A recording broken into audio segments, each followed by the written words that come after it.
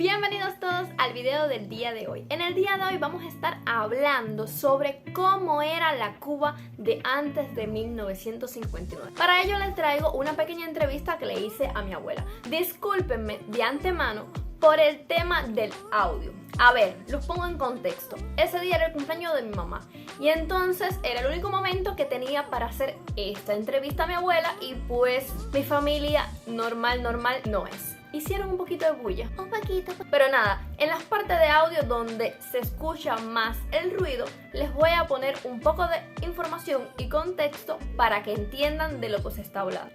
Así que si no te has suscrito al canal, suscríbete, que es completamente gratis y yo subo vídeos todas las semanas para ustedes con cositas que puede que les interesen. Sin más preámbulos, sin más chanchullos, sin más pum pum, mis niños, empezamos. La década del 50 del siglo XX cubano se asocia por lo general con la dictadura encabezada por Fulgencio Batista, así como con la lucha revolucionaria que lo enfrentó y abrió el camino a la Revolución Triunfante de 1959. Por otro lado, se identifican con las obras públicas, así como con la vida nocturna en clubes y cabarets, de modo señalado en la capital. La Cuba de los 50 tenía profundos contrastes en su interior, donde los problemas sociales eran muy fuertes. El censo de 1953 evidencia esa terrible realidad. La población total era de 5.829.029 habitantes, con el incremento sostenido en la concentración urbana,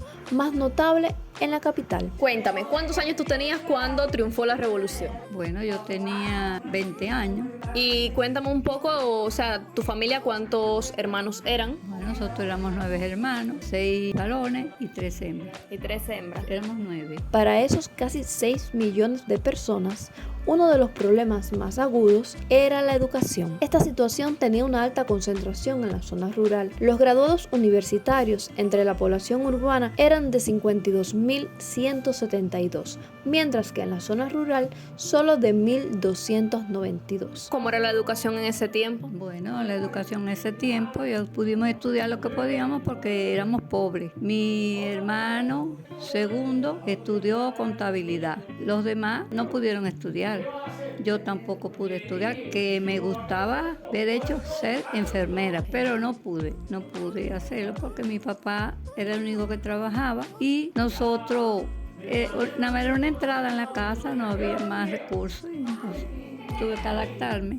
Pero cuando triunfa la revolución, ¿ya tú sabías leer, escribir o no tenías? Sí, ya yo tenía 9º grado. Después cogí el 12 grado cuando empecé a trabajar, ya yo empecé a trabajar. Hice el 12 grado, era laboradora de unas maripositas chinas que se hacían en el restaurante Janssen y después la cajera se fue, yo pasé un curso de cajero y lo aprobé y entonces ahí ya me jubilé. Sí, pero tú cogiste el 12 grado luego de que triunfa la revolución, ¿no? Ya en el triunfo de la revolución, sí. En cuanto a la actividad laboral, se consideraba la edad de 14 años como la de posible actividad, por ser la frontera para la enseñanza obligatoria. Mami, ¿y cuánto ganaba tu papá trabajando? Ay, papi trabajaba por cuenta, sobre su cuenta, vendiendo café, es lo que vendía era café, y nosotros éramos 9, y mi mamá 10, y él 11, y el único que trabaja era él, y todos nosotros ya éramos, Adultos ya eran y ninguno trabajaba. Pero papi nunca quiso que anduviéramos trabajando por ahí. Él decía que no, que él traía los recursos. Pero ni los varones trabajaban. Ninguno. Y como el tema de la alimentación, ¿le daba bien el dinero que ganaba? Le daba bien, sí, y todo era barato. O sea, ustedes eran pobres, pero comían bien. Pero comíamos bien, nos alimentábamos bien porque todo era barato. O sea, que los mayores problemas que tenían eran en cuanto a la educación. La educación, que no pudimos estudiar. Que no pudieron No estudiar. pudimos porque antes había que pagar. O sea, no estaban en un nivel de analfabetismo, pero no podían tener una profesión. No éramos analfabetos, cogíamos un grado más o menos, 8º grado, 7º grado, pero no pudimos estudiar, que los hermanos míos sí les gustaba estudiar porque Ambrosio se hizo contador. Sobre el estado de la vivienda, había desigualdades abismales en todo el país, aunque era mucho más considerable en las zonas rurales. Dentro de la población urbana, el 52.6 vivía en casas de mampostería y en la rural era solo el 2.5. Sin embargo, antes de 1959, Cuba era uno de los países más desarrollados de América Latina y mostraba índices socioeconómicos superiores a los de muchas regiones del centro de Estados Unidos o el sur de Europa. La Universidad de La Habana se fundó en 1728. Es la primera universidad de América Latina y ha sido pionera en muchos aspectos a lo largo de su historia. El primer sistema de alumbrado público de toda Iberoamérica, incluyendo España, se instaló en Cuba en 1889. Cuba fue la primera nación de Iberoamérica y tercera en el mundo tras Inglaterra y Estados Unidos que tuvo ferrocarril.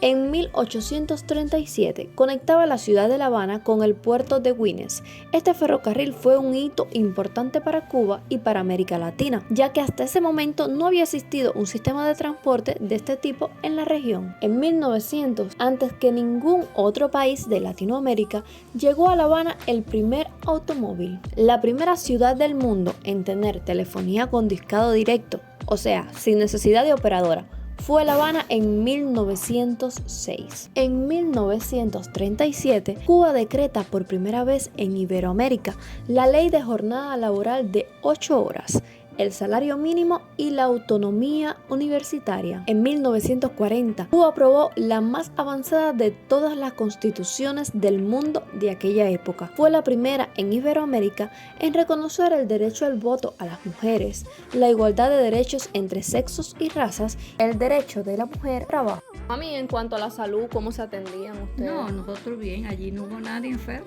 porque nos alimentamos bien. Ustedes eran de buena salud. Pero ¿y cuando se enfermaban, dónde iban? Bueno, al Celia no, al hospital de enfrente que ahora es psiquiátrico.